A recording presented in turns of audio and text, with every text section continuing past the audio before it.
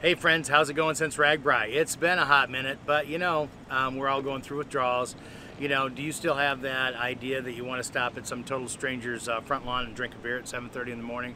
Or maybe it's, you're looking around for a big pink truck that sells pork chops around 10, just because that's a good breakfast option. Or maybe it's that you're looking for a local church that has a pie sign or a spaghetti sign outside.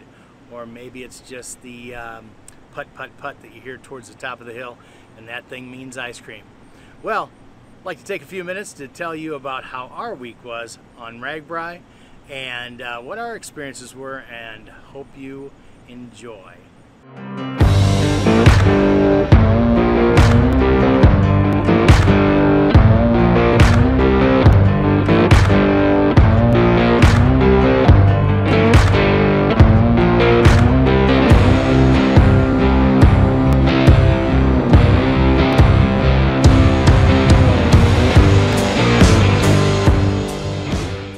So to give you a little backstory,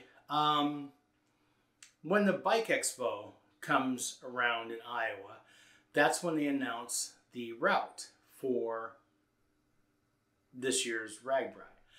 And I had already made my mind up that I was going to go because it was the 50th, and I didn't really care about the route. I cared more about participating in this because of it being the 50th anniversary of Ragbrai. And that was my goal. And I also wanted to do it to jumpstart a little bit of my reinvigoration into biking, kind of stoke the coals. I mean, during 2020 had kind of just stopped biking and started eating, and we're working on things around the house and that type of thing, and kind of lost my zeal for going out and biking. The last Ragbrai I did was 2019, and at that point in time in my life, I weighed a little bit less. I was riding much, much more, and still on the same bike for Ragbrai, that is. But yeah, this one was tough, and I don't know if it was because we really didn't follow Coach Ertl's training regiment. We had probably about 350 miles in before the ride started. And I got to tell you, that was really a big deal. Previous years that I'd done Ragbrai, I had well over 1,500 miles in before attempting Ragbrai. And that really did make a difference. I will say my physical fitness definitely did add into the equation of how successful I was when I was basically riding across the state. If you notice on the Ragbrai forums, there's a guy by the name of Coach Ertl, and Coach has a great training plan for Ragbrai. You should basically have some really good miles in before you start. Some people follow it, some people don't. This year, I didn't follow it, and I got to tell you, I kind of paid the price, if you will. So what made this different? We've already said, hey, signed in on it the minute it was dropped, sent in the money. What made a difference was that I really hadn't trained as much as I should have. And, without knowing the route when it first came out, we weren't really taking the training too seriously.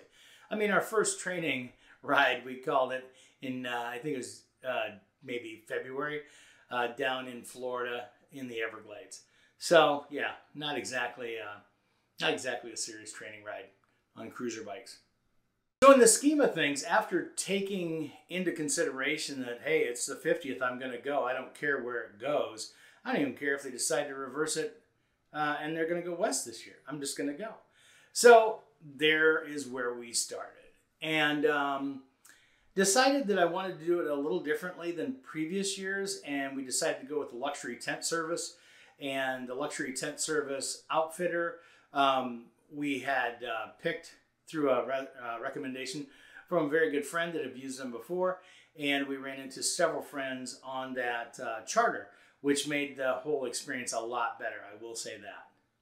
So if you don't know what a luxury charter is, basically you drive to some clandestine meeting point with your bike and all your shit for the week and hand it over to them.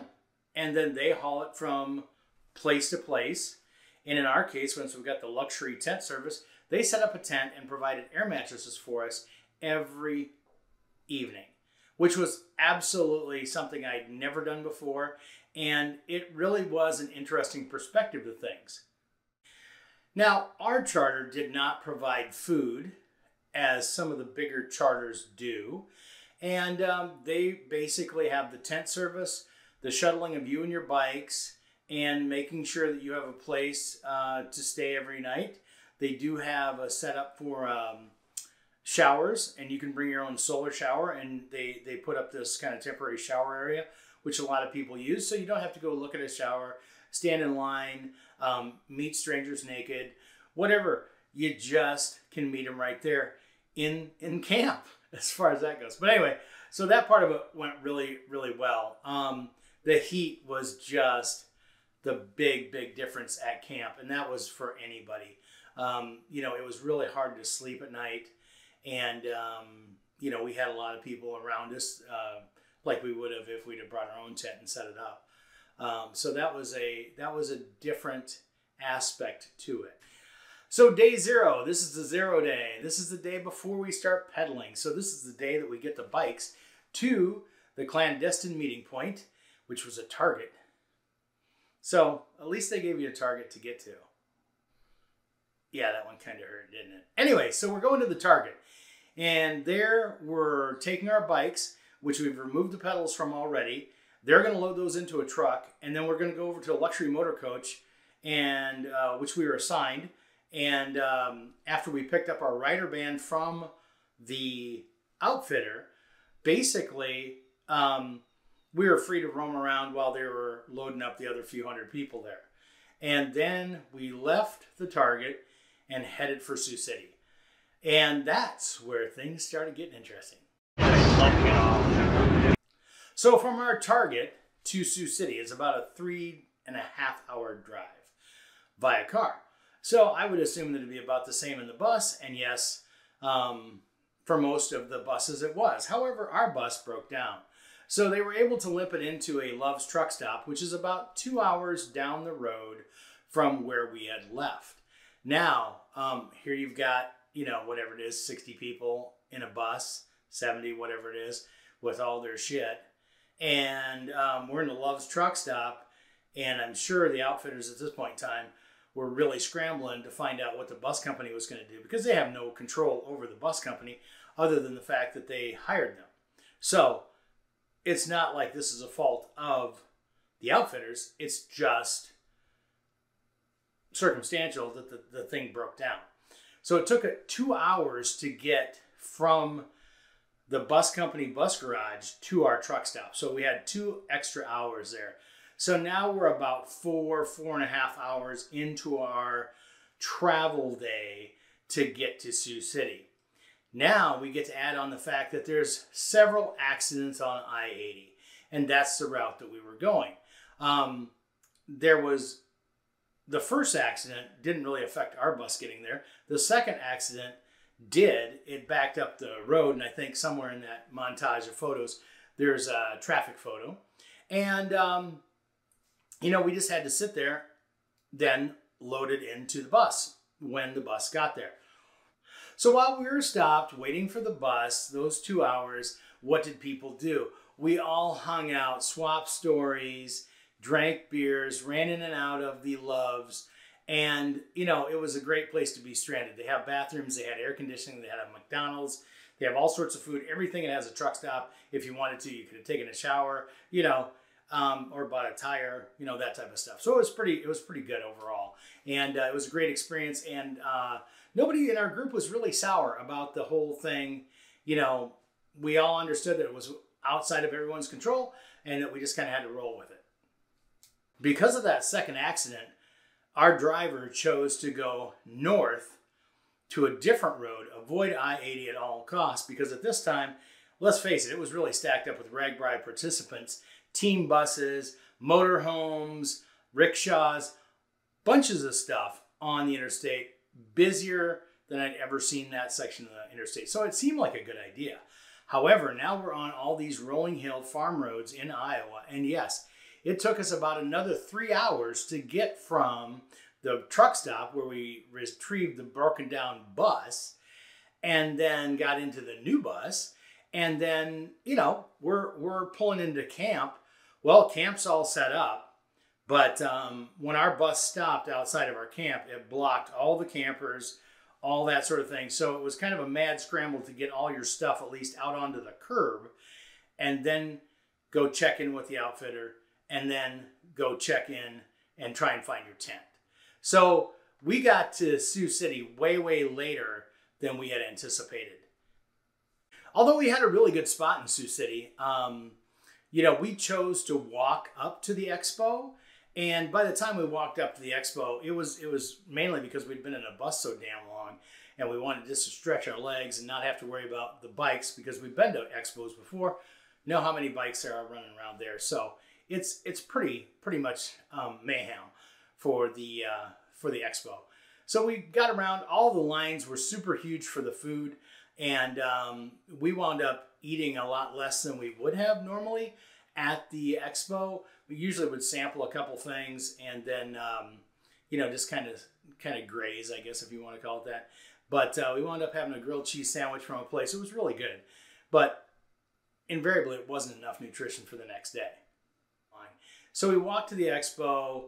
That way we didn't really have to deal with our bikes either, because, you know, I've been to the expo before, and it's just always a mosh pit of bikes everywhere. So we saw a lot of vendors that we really enjoy interacting with, and got to see a lot of you guys.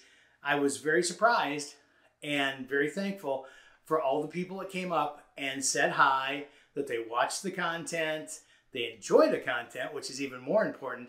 And of course, they got a sticker, and we got pictures with a few of them, and they've been posted, I'm sure, on social media, etc., etc. But it made me really feel good, because it was kind of it was the highlight of the day. But one of the other highlights of the day was meeting Ryan Van Duzer. And I followed him since I was a little boy, and his YouTube channel, he's got great adventures and great stories. He's an excellent storyteller. If you have not subscribed to Duzer's channel yet, it's Duzer TV on YouTube.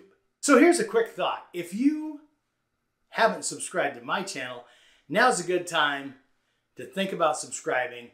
When you're subscribing to Duzer's channel, if you subscribe to both of our channels, you will have some of the best biking content on YouTube, some of the best cinematography and storytelling on YouTube, and then you'll also have my stuff. So that's kind of a bonus. So we had a grilled cheese sandwich at the expo, and that really wasn't enough stuff for the day. Went back, put our pedals on the bike, and kind of settled in for the night, and tried to figure out, hey, what time should we get out? Where should we go? All that sort of thing. Should we try the dip site? Do we want to do the dip site? And, you know, there was a huge line for the dip site, and I didn't really want to do it the first night we got there because it was so much later and we wanted to see the expo. And then secondly, you know, it just wasn't worth it to me to dip my tire in there, you know, and wait hours to get into that spot. So we pedaled on. We left Sioux City. And as we left Sioux City, I mean, it was apparent to me that, damn, there's a lot of people here. And I mean, it was great. It was a great experience. Everybody was, you know, zipping out of there at their own rate, on their own time frame. We tried to not get into too big of a bubble, but, you know, things eventually thinned out outside of town, and which was good. But man, I tell you, there was a lot of newbies, and I'm not beefing on the newbies here, but maybe inexperienced riders from riding in a big group. There was a lot of moves made that were kind of unsafe by people. You know, there's some common rider courtesy that just wasn't exercised as well as it could have been, in my opinion. And we'll talk about more of some of those stories later on here in the video, as this wonderful montage of photos comes in and out, and then you see my mug, and then you see more photos, and then, you know, life's good. Okay, so we're getting out of Sioux City. It's great. Things are good. People are moving along. Everybody's kind of, you know, getting their Ragbrai legs under them for the first day. You know, we were out at about 7, I think, 7:15. So that was kind of the group we were in. And as people stopped off for breakfast or whatever, you know, that group kind of thinned out. And then, of course, it thinned out on hills and that type of thing. And man, you know, about 15, 20 miles into it, we hadn't been to the first town. And wow, I was like, okay, you know, because I've always thought, and it doesn't always happen, but I've always thought that every Ragbrai has towns about 10 to 15 miles apart. But every once in a while, especially over in that western area of the state, man, there's just not a lot of through towns. And so you wind up going, whatever it was, 24, 28 miles to that first through stop. So that was like, okay, we should have done the miles. That's what I should have done. I should have trained more. But, you know, have to play the hand you're dealt. So a little bit about as we were leaving. Man, I tell you, it's an 80-mile day. It's not posted as an 80-mile day, but you've got to figure that the official Ragbrai post of how many miles it is from their starting point to their end point. And if you're in a different camp, a different area, you've got those miles to get out of town, and then you've got those miles to find where the hell your stuff is, you know, when you're trying to find your group. And so it does add on quite a few more miles every day. I actually heard a couple other YouTube people saying that their mileage was really off this year. And basically, if you're not aware that, you know, the mileage is from the start point, and I think actually it's from the main camp to the main camp is how I understand it. That could be totally wrong. So as you're aware, as we're going down the road, you know, I mean, people are dropping off, people are having flat tires, there's the side road stops and all that sort of thing. And, you know, the heat started to build.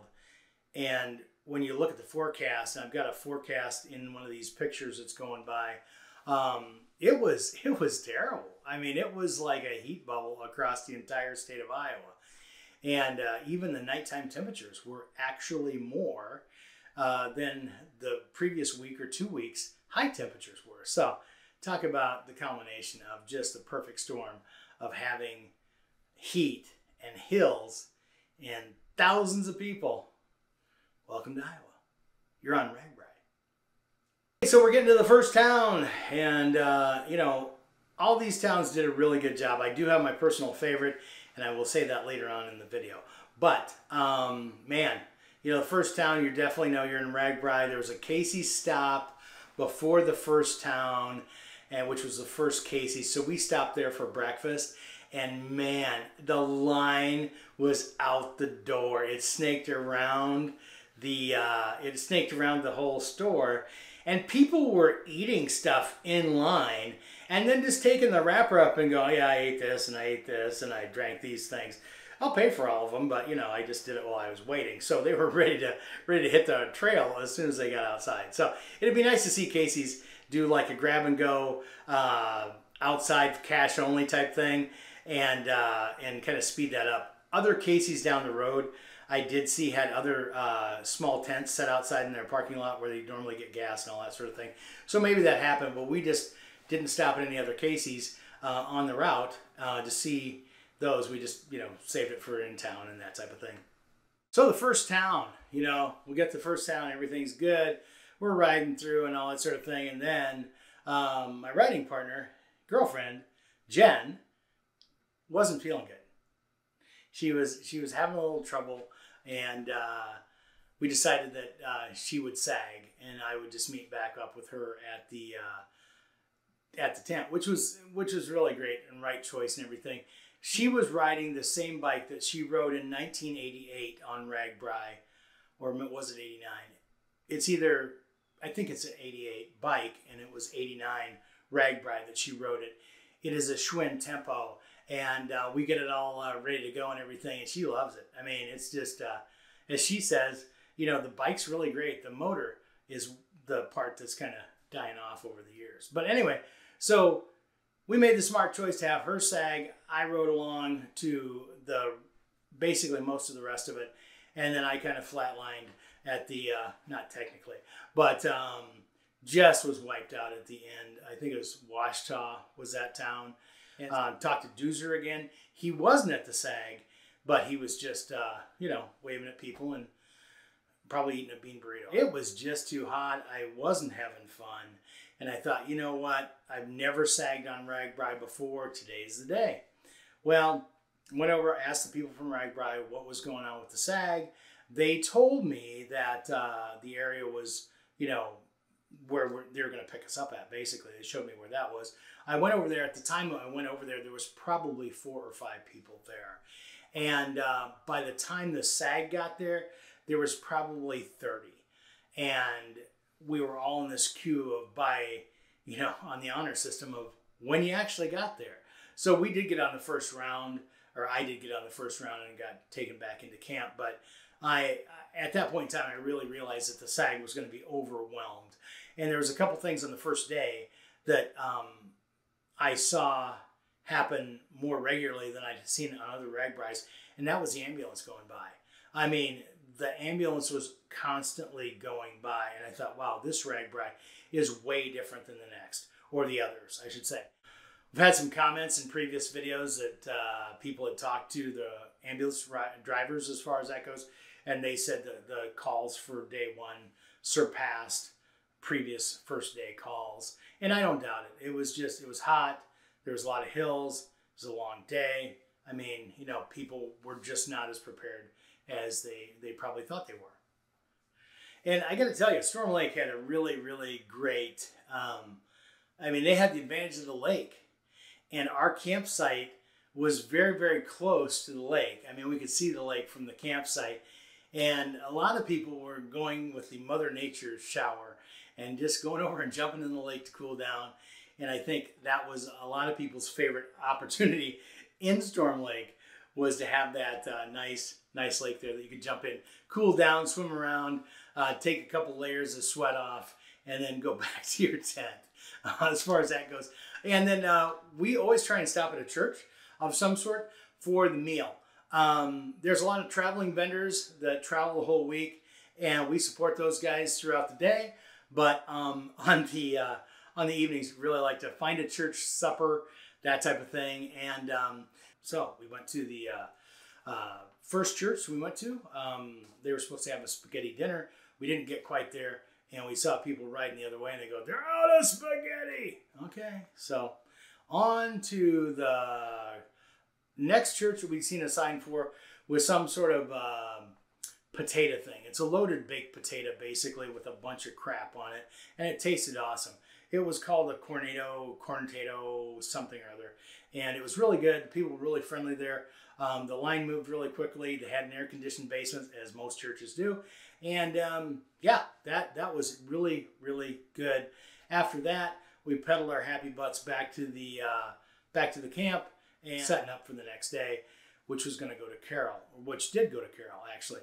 So that day was 57.3 miles with 1,700 plus feet of climb. So once again, those miles are basically the difference of camp to camp. So that next day was really good. We did really well on the thing up until Breda. And then kind of got gassed. I mean, it was just, again, heat. I was starting to have some ghost shifting problems with the bike. My Trek 520, it uses bar end shifters. There's three sprockets up front, 7 in the back, so it's basically 21 speed. And I had lost the ability to use the granny gears. And on some of those hills, I was really suffering on those hills. And then the ghost shift would go up a gear from where I was at. So I was using a gear where I was mashing more than spinning, and it really takes a lot out of you. Add the heat, add the fact that we didn't, train. It's nobody's fault but my own. But Breda is where we tapped out that day. And the American Legion was the place to be there. They had cold beer, air conditioning. I mean, that place was loud. I tried to do a short video from there and couldn't get any signal or anything. But man, they had it going on. They had full hospitality going on. The food was great there. Breda's probably got 500 people in it on a good day, if you count a few cats and dogs. And then this 20,000 people at Ragbrai come in, and man, they really did it up right.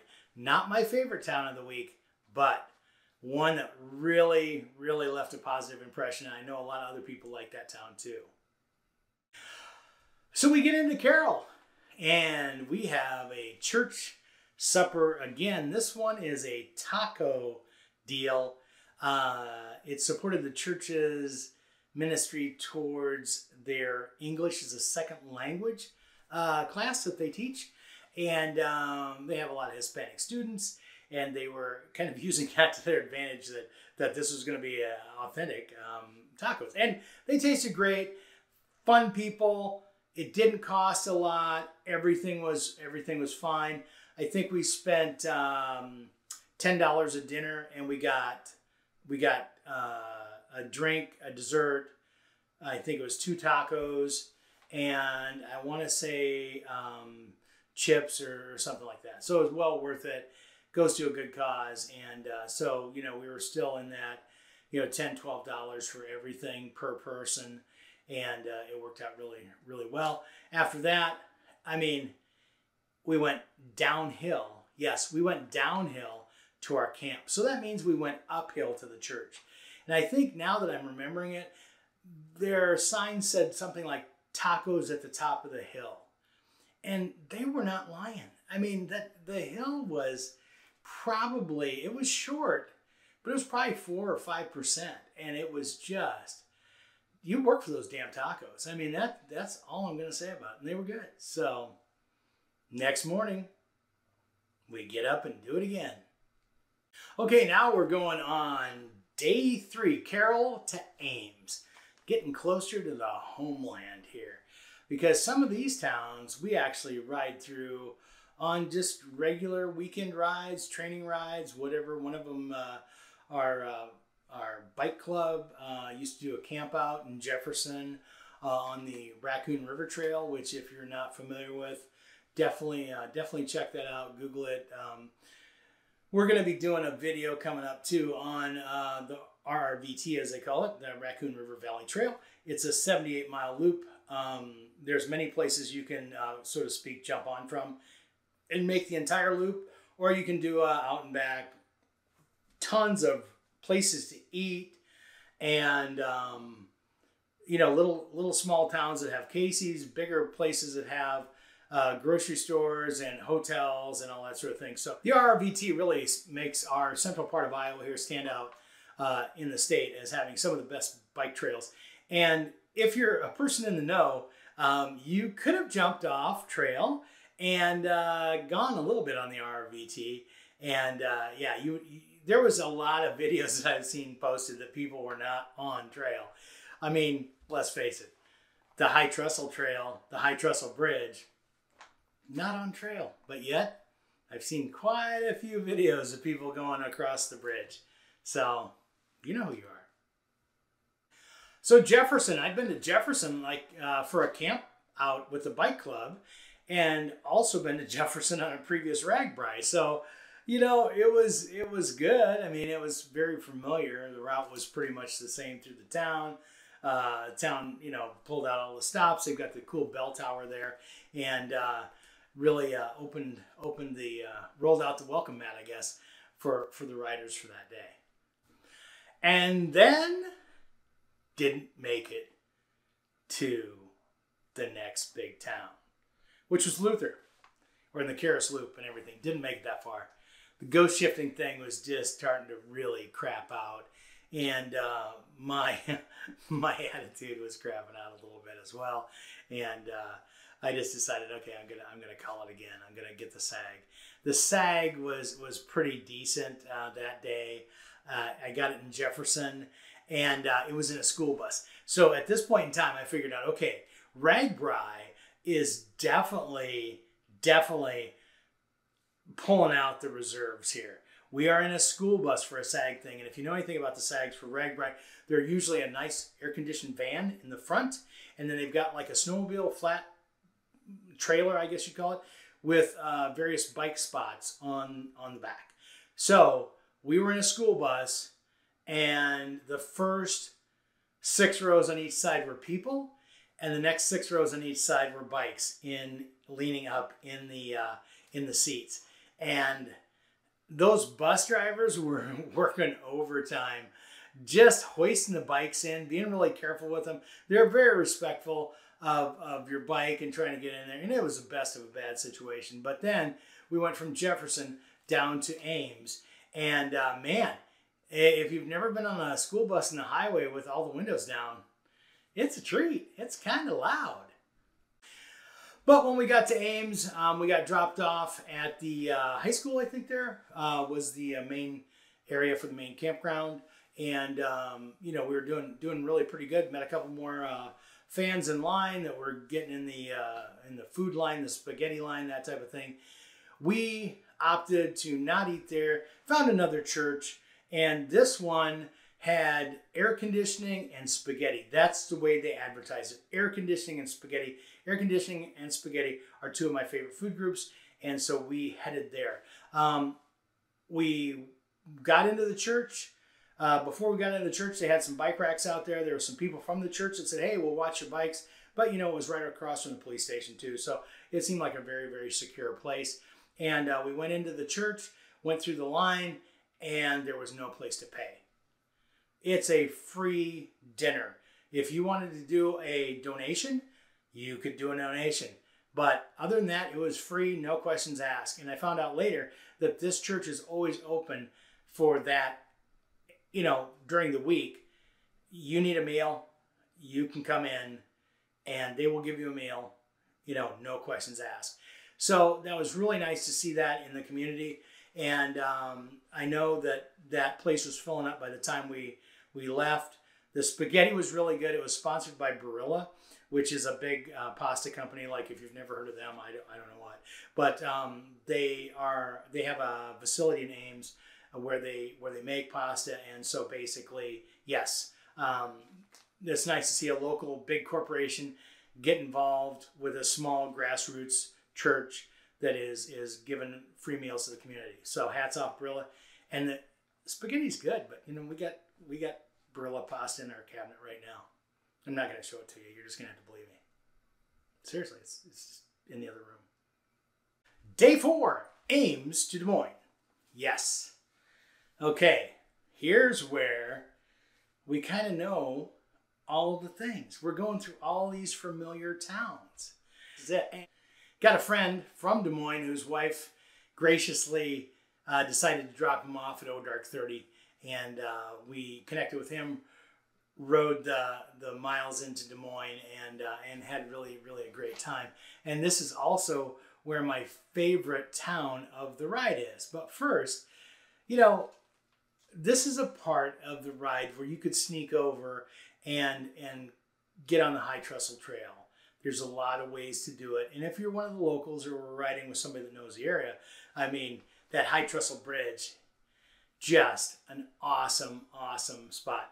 Definitely go out, Google some High Trestle Trail here in Iowa, and you'll find out what I'm talking about. If you're in the area, or even if you're just driving through and you got your bikes, even if you don't have your bikes, you can rent your bikes there. Just go do it. It's very, very worthwhile. Speaking of that favorite town is Polk City. Man, this is the first time on the whole Ragbrai that I thought, this really feels like the Ragbrais I've done previously. I mean, they pulled out all the stops. They had fire hydrants that were spraying water out into the road, which on that day was just amazing to have that. I mean, it was so cool and comforting. They had that throughout the town. The little square was jam-packed. It was kind of confusing to get out of town, actually, even for people to, you know, ride through that area. But geez, I mean, you know, we got slices of watermelon from a vendor there. It was just super. So hats off, Polk City. Thank you so much for all the effort. And they're another little town. I mean, they're not little, but I mean, there's not a shit ton of people there to be on those committees and get all that stuff straightened out. So they did a wonderful, wonderful job. Alrighty, so we're leaving Polk City and we're toting off down to Des Moines. And you know, if you haven't figured this out, basically I live in the Des Moines metro area. So we ride the 300 some miles here of trails in town and out of the area on a frequent basis. And so it was really nice to have that coming through our city and coming through our general area for this year. But man, I gotta tell you, I was on some roads that I've never been on in Des Moines before. It was just like, really? Where are we actually at? But yeah, got to Waterworks. Everything was really nice. It was definitely, the heat was ramped up. I mean, it was just, so humid, so hot.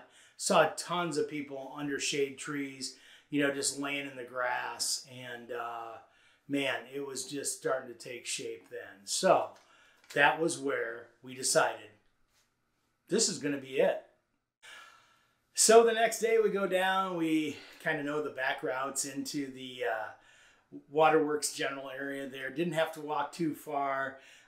Knew where our outfitter was set up with all the tents and things like that. So they'd pulled our luggage aside, as well as many other people's luggages aside, because there was tons of people that bailed in Des Moines. I mean, I've talked to a lot of my friends here in the area, and they pretty much, there's a few of them that went on, and kudos to the rest of you guys that went on.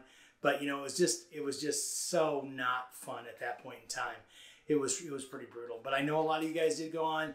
Hats off, and you had a great Ragbrai experience. Our Ragbrai experience was great for us, and we made it our own ride. So I'm not disappointed that we didn't get through the whole thing. And I talked to another outfitter that also runs a bike shop.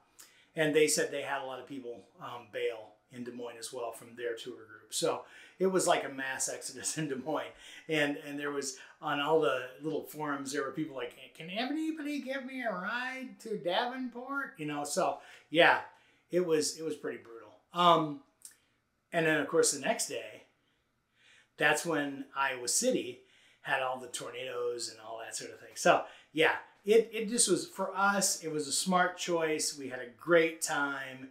And man, would I do it again? Yeah, I'd do it again. I'd probably want to see what the route was, because again, as I said earlier in the video, this was more about participating in a 50th anniversary of something. So, it was a special time. But the next one that I do, and there will be a next one, is going to be probably more selective on the route. Maybe an area of the state that I haven't traveled that much, or something like that. Maybe it'll be the group of people I'm with. Who knows? But that's for another time, another decision. Okay, so let's talk about a couple other things here. So the money.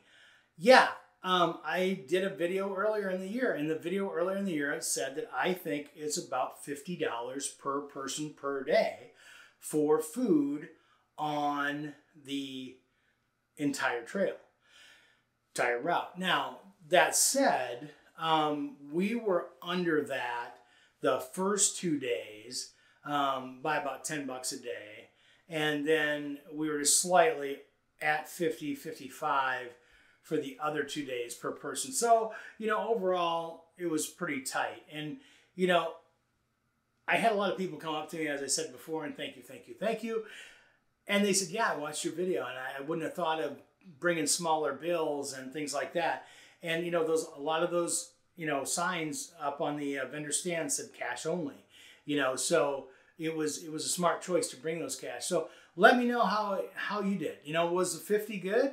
Was bringing cash the way to go? Or did you say, no, this guy doesn't know what he's talking about? And that type of thing. So I'd love to hear the comments on what you wound up, spending per day.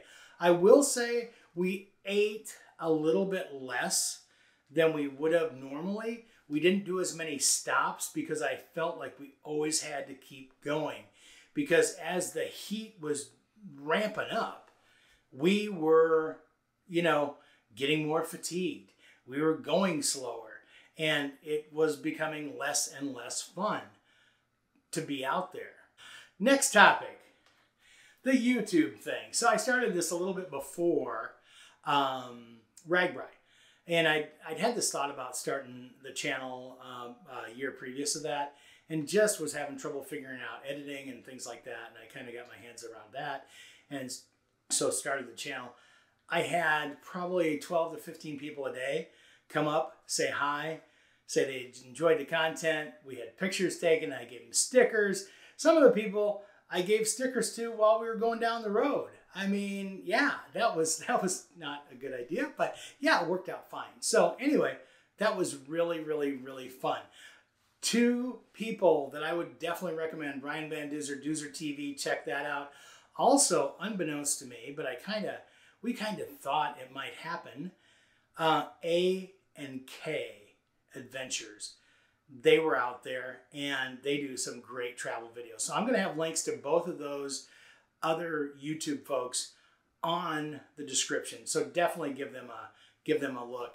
And if A&K's video for Ragbrai is anything like all their other ones, it's going to be fantastic. So definitely take a moment to check those out. Hey, once again, thank you to everyone that's been watching and continues to support the channel.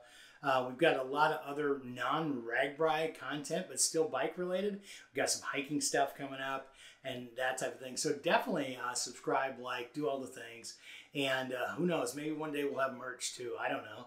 But I'm really happy that there's as many people as subscribe that do, and as many people that watch our content as do. So thank each and every one of you for supporting our channel. Thanks for coming up and saying hi. And it really, really made my Ragbrai. I really didn't expect to have random people come and go, hey, you're that guy. You know, and the other question that I have, of course, is what's the dash? So we're going to have a video about what the dash is. Some of you already know. I've told some of you know it just like me. But hey, revealing the dash. Yeah, that should be a good video title. Anyway, until next time, thanks for coming along, and go out there and take care of your dash. We'll see you next time.